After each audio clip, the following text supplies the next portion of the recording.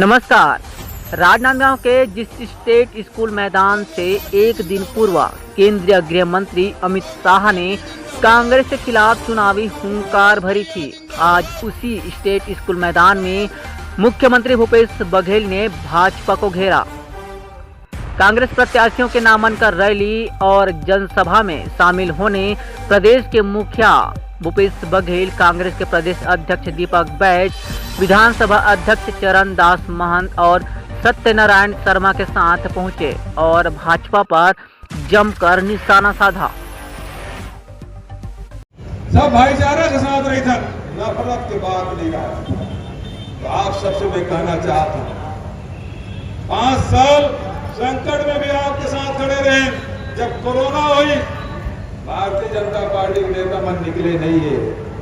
काम तो कांग्रेस के कार्यकर्ता और जनप्रतिनिधि करे, जिन बाहर के आदरी से देगरों मन के सेवा करें। ऑक्सीजन के कमी पड़ी तो देश में भी हम ऑक्सीजन सप्लाई करें, लेकिन छत्तीसगढ़ की जनता न दवाई की कमी पड़ी, न इलाज की कमी पड़ी। 3 महीने की चावल राशन में एडवांस में आपके घर में पहुंचाए काम कर रहे हैं। मुख्यमंत्री भूपेश बघेल ने कहा कि रमन सिंह के राज में किसान पलायन, आत्महत्या और गर्भवती महिलाओं का गर्भाशय निकाला जाता था, आंख फोड़ कान होता रहता था। अमित शाह के बयान पर पलटवार करते हुए कहा कि भ्रष्टाचारियों को उल्टा लटका दिया गया, जबकि सबसे ज्यादा भ्रष्टाचार बीजेपी के 15 साल के कार्यकाल में हुआ। यही नहीं, उन्होंने और भी इस पूरे कार्यक्रम को लेकर क्या कुछ कहा, यह भी आपको दिखाते चलते हैं। नीचे करो ना भाई। दीपक बैज जी, विधानसभा डॉक्टर चरण दास महंत जी, नीचे कर दो भैया आप लोग। सारे कांग्रेस के वरिष्ठ नेता यहाँ उपस्थित, राजनांदगांव जिले के सभी विधानसभा बड़ी संख्या में कार्यकर्ता और आम जन यहाँ एकत्रित हुए और बड़ा बहुत ही उत्साह है आम जनता में, क्योंकि रमन सिंह के कारगुजारियों को सब जानते हैं। उसको तो उन्होंने नकार दिया। अब एक सीट बची है राजनांदगांव के और रमन सिंह के, इस समय वो भी सीट जाने वाली है भारतीय जनता पार्टी खास। हेमंत विश्वा ने आरोप लगाया है छत्तीसगढ़ सरकार दारू की सरकार है। हेमंत विश्व शर्मा जी पहले अपने कारनामे के बारे में बता ले। उन्होंने जो काम किया है, मैं कल पूरे प्रमाण के साथ उसे बात रखूंगा पत्रकारों में। दाऊजी कल रुकने के दावेदार थे गिरीश देवांगन ही क्यों?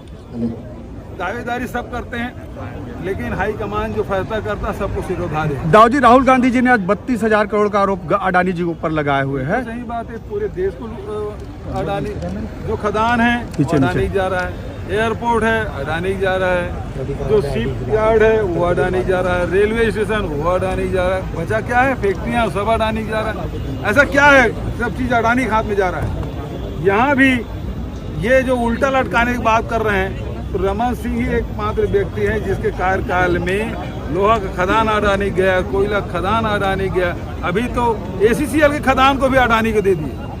तो यदि गांधी जी यदि ये बोल रहे हैं तो बिल्कुल सही बोल रहे हैं। आखिर जब देश में कोयला है तो फिर विदेश से क्यों और उसे बाध्य क्यों कर रहे हैं?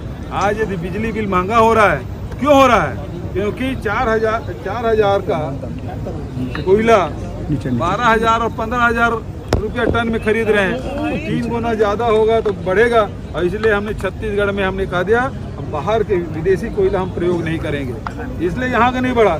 लेकिन NTPC जो भारत सरकार के उपक्रम है उसको बाध्य किया गया और उसके कारण से बिजली बिल आज महंगा हुआ है।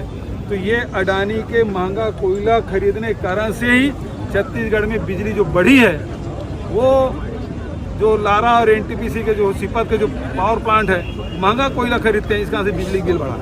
रमन सिंह ने कहा है कि बाहर से प्रत्याशी बुलाना पड़ रहा है, राजनांदगांव प्रत्याशी नहीं है। आपने रेणुका सिंह पर आरोप लगाया था। ठाठापुर राजनांदगांव जिले में है कि कंवरदा जिले में है? अब प्रतापगढ़िया कौन है?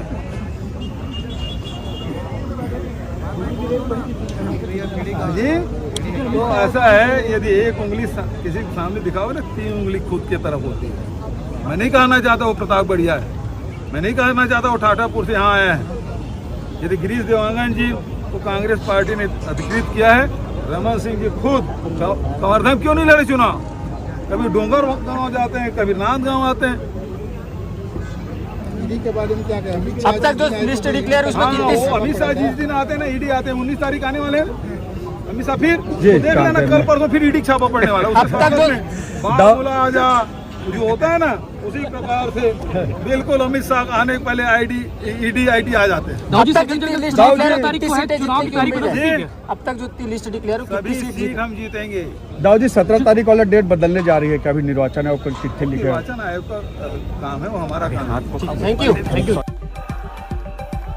प्रदेश अध्यक्ष दीपक बैज ने कहा कि उल्टा लटकाकर सीधा करने की बात का उन्होंने सीधा जवाब देते हुए कहा कि उन्होंने अपने राज्य में किसानों को उल्टा लटकाने का काम किया है। अगर लटकाना है तो रमन सिंह को लटकाओ, जिनके कार्यकाल में 36,000 करोड़ का नॉन घोटाला हुआ है। दीपक बैज ने हुंकार भरते हुए कहा कि चारों सीट को जीतने से कोई माई का लाल नहीं रोक सकता।